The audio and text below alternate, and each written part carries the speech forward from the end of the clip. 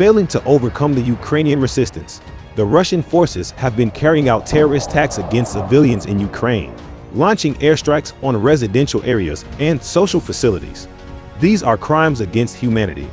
Head of the Chernihiv Regional Military Administration Vitaly Chaus wrote on Telegram, Ukrinform reports.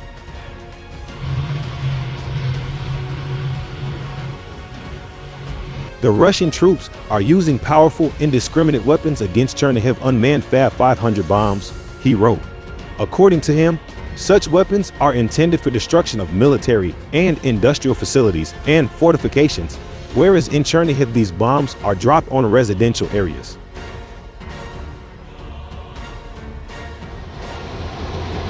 Three such undetonated bombs were found today at the crash site of a Russian Su-34 fighter bomber, which had been shot down near Chernihiv by air defense fighters this morning, Chaus added. As reported, on February 24th, Russian President Vladimir Putin declared war on Ukraine and launched a large-scale invasion. Russian troops have been shelling and destroying key infrastructure. Missiles hit residential buildings.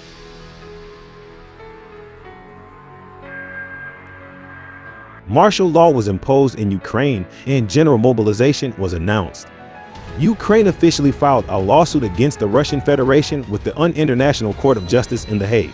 In the Russian-occupied Crimean cities of Armyansk, Krasnoprokopsk, and Jankoy, hospitals are overfilled with wounded Russian soldiers, according to the president's representative office in the Autonomous Republic of Crimea.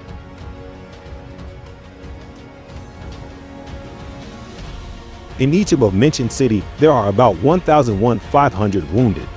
These hospitals accept only the military. Civilians are forced to turn to either private clinics or go to Simferopol.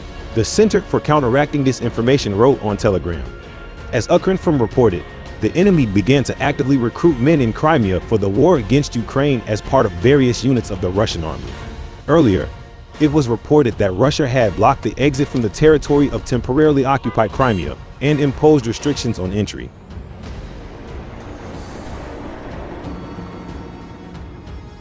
U.S. President Joe Biden and Ukrainian President Volodymyr Zelensky held another phone conversation regarding the support for Ukraine in the conditions of the Russian invasion. President Zelensky wrote this on Twitter, according to Ukrinform. As part of the constant dialogue, I had another conversation with U.S. President Joe Biden. The agenda included the issues of security, financial support for Ukraine, and the continuation of sanctions against Russia, he wrote.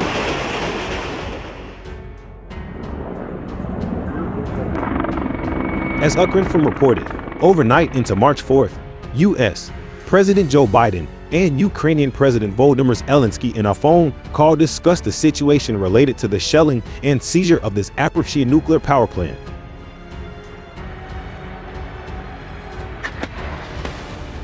The Russian Defense Ministry gave the order to bury killed Russian soldiers in mass graves, and if this is not possible, dispose their dead bodies. The Operational Command North wrote this on Facebook, referring to an official Russian Defense Ministry's document that was intercepted by the Ukrainian military. That's everything you need to know about the attitude of the enemy to their soldiers, whereas Ukrainian fallen soldiers are being seen off as heroes and their memory is being honored, the Operational Command North wrote.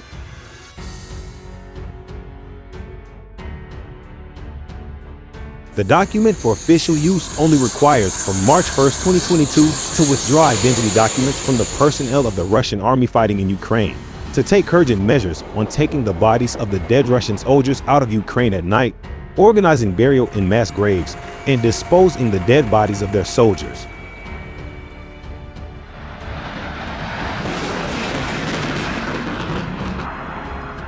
The Russian Aerospace Forces had a horrible day on March 5th, most certainly. In around 26 hours, 10 Russian Aerospace Forces fighter planes and helicopters were shot down over Ukraine, according to different reports.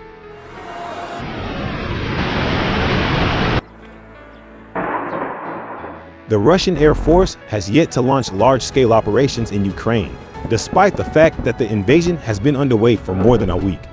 The lack of activity in the first few days could be attributed to a variety of circumstances, but the ongoing absence of large aviation operations, as well as Ukraine's repeated shutdowns of Russian aircraft, raise serious capabilities concerns.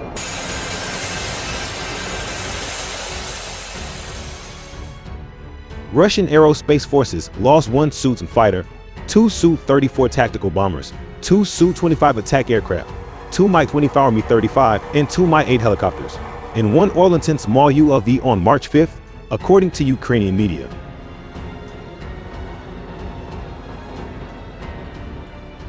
The news that the Russian ace pilot flying the Su-34 bomber was shot down is undoubtedly the most dramatic. The referenced No-24 Su-34 bomber was shot down near the eastern Ukrainian city of Novaka, according to the Kyiv Independent, and the pilot was seized by the Ukrainian army. He also took part in combat actions in Syria, according to photos that emerged on social media.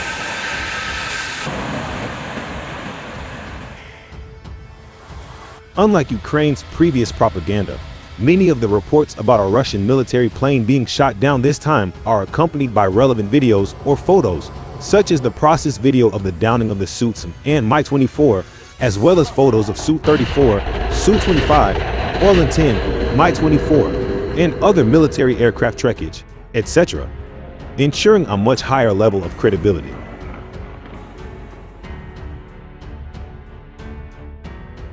Of course, the data published on social media isn't always correct. However, it's likely that it's the result of merging the Ukrainian armies results across a few days. But in any case, the likelihood that Russian aerospace forces incurred heavy casualties in Ukraine is accurate.